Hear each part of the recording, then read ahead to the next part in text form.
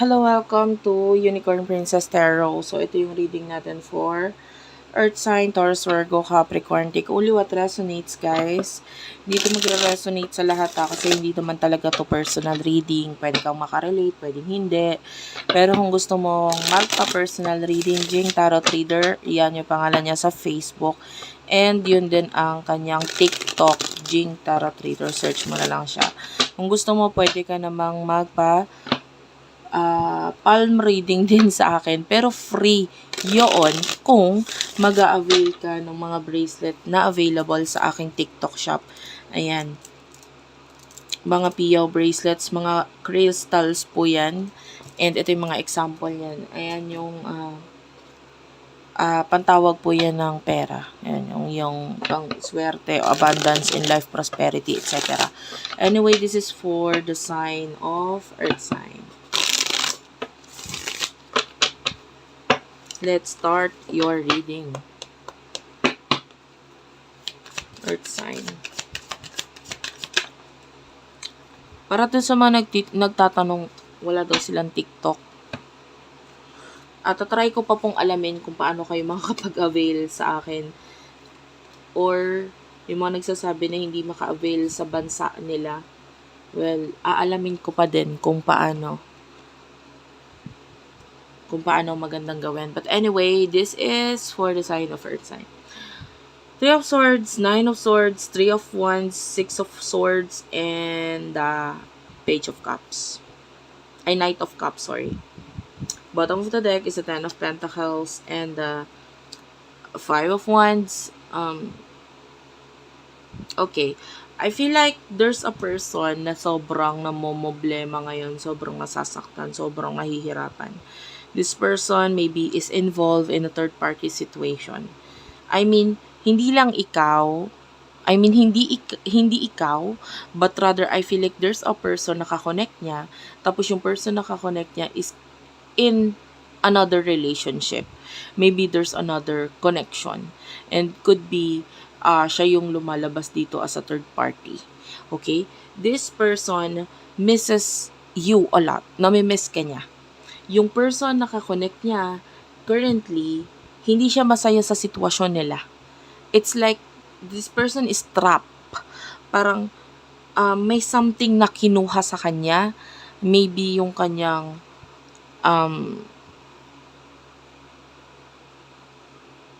I feel like feeling niya nauto siya, nalinlang siya. I feel like nasayang yung kung ano man yung inaalagaan niya. Maybe sarili niya. I feel like feeling niya biktima siya. Okay, that's the energy. And then, yung person na to really miss you a lot.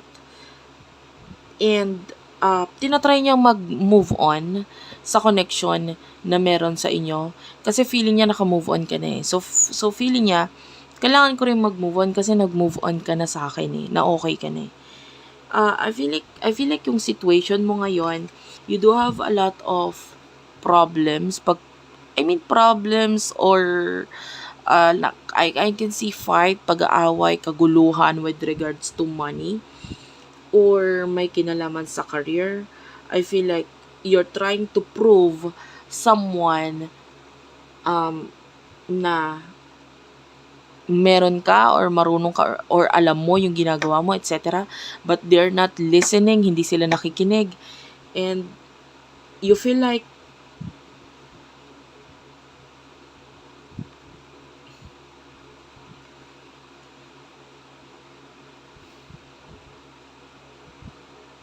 nakikita natin na you do have here the Empress and the Libra. So, nakikita natin pwedeng hinahangaan mo sila or nakikita mo sa kanila, wow, ganyan. May ganong energy, medyo mataas ang tingin mo sa mga taong ito.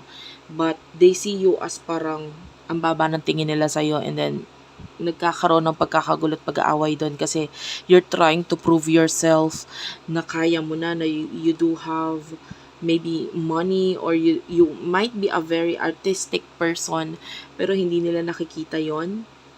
And meron silang parang taong pinakikinggan and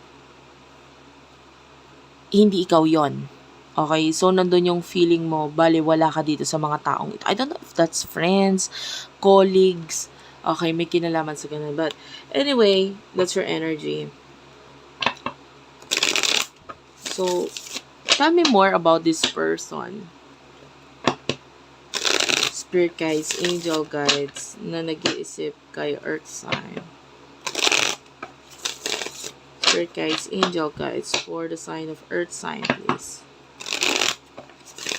Tell me more for the sign of Earth sign.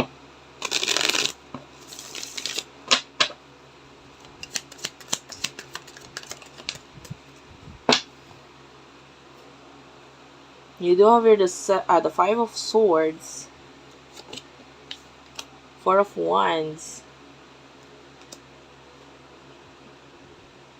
the King of Pentacles. I don't know if you're dealing with someone na parang may parang napilitan sa pakikipagsama, sa live-in, or napilitan sa marriage. That's the energy. Nakakita nga pala ako ng siopaw. This could be a reading. I don't know. Maybe you do love siopaw, or it's your favorite food. Or maybe that's your person's favorite food. Anyway, you do have here the Knight of Swords. Okay. Bottom of the deck is the Ace of Pentacles. Okay. So, ang nakukuha natin dito is that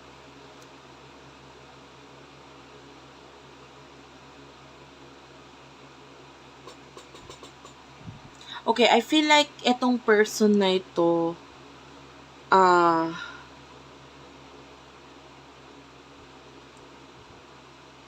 ang feeling niya ang laki ng pagkakaiba ninyo. Pero alam niya na parang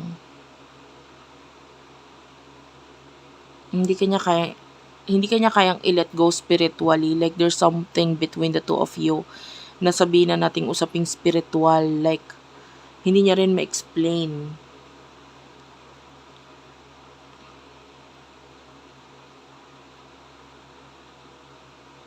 Ang energy is that parang feeling niya we can't be together. Hindi tayo pwede. And that with the Knight of Wands,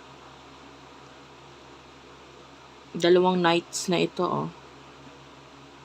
So, feeling niya you're living or ikaw na ito na lumalayo, umiiwas sa kanya because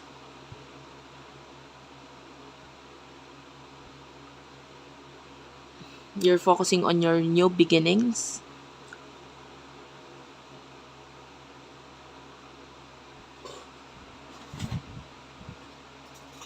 Okay. I don't know if you're dealing with an earth sign or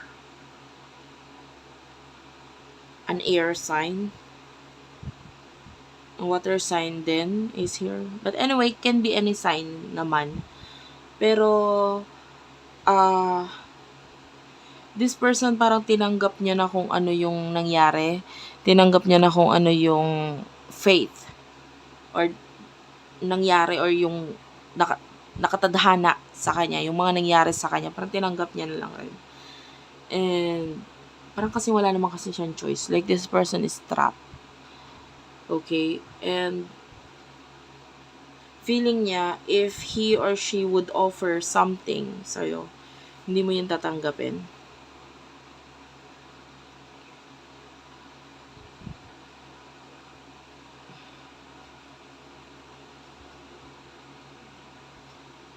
Okay, anyway, what will happen in the near future for you?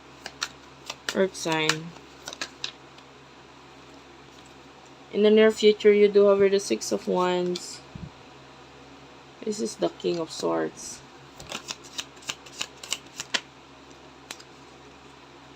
Bottom of the deck is the King of Cups.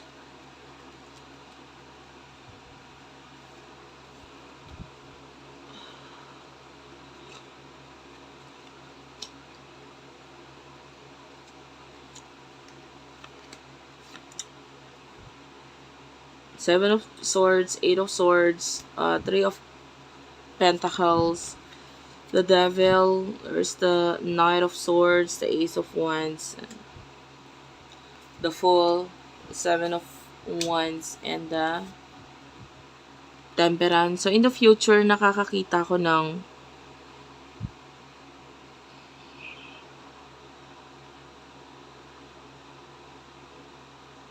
actually, pagdating sa money, maganda eh.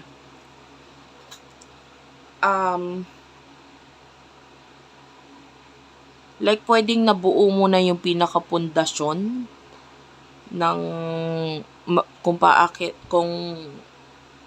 magkakaroon ng growth sa'yo. Money growth. Okay, I can see money growth. Lalo na sa mga actions na gagawin mo in the near future regarding sa new beginnings. Something is telling me na may kinalaman ito sa career na medyo malayo sa area mo or sa place mo, like you need to travel para dito sa career na ito. Hindi ko alam kung hindi naman necessarily malayong pagta-travel, pwedeng malapit lang. Pero for some of you, pwedeng malayo. Like yung iba pwedeng car lang naman or motor, okay lang. Pero hindi siya somewhere sa malapit sa area mo, sa nakasanayan mo. But I can see a lot of learnings or pagkatuto mo mula dito sa sa career na ito. And nakikita natin with the Fool,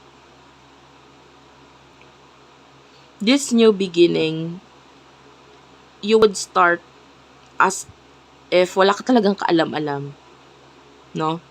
Pero nakakita nga natin na at least nabuo mo na yung pundasyon. Okay? Dito sa, kumbaga maaaring nasimulan mo na siya, nasanayan mo na siya unti-unti ng mag-grow para sa'yo dito sa bagay na ito. You need a lot of patience dito sa career na ito. With the Devil,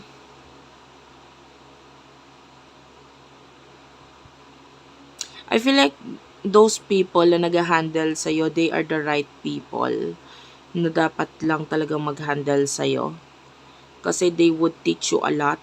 You would learn a lot from them. Marami ka matututunan sa kanila.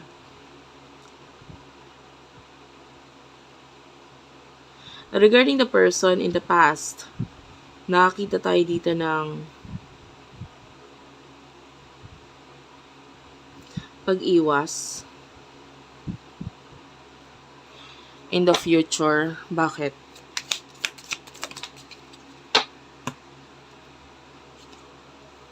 With the Five of Cups, kasi hindi niya kayang harapin itong kalungkutan na to. Or yung emotions na nararamdaman niya sa'yo, na sobrang nalulungkot siya, sobrang nasasaktan siya, hindi niya kayang harapin yon.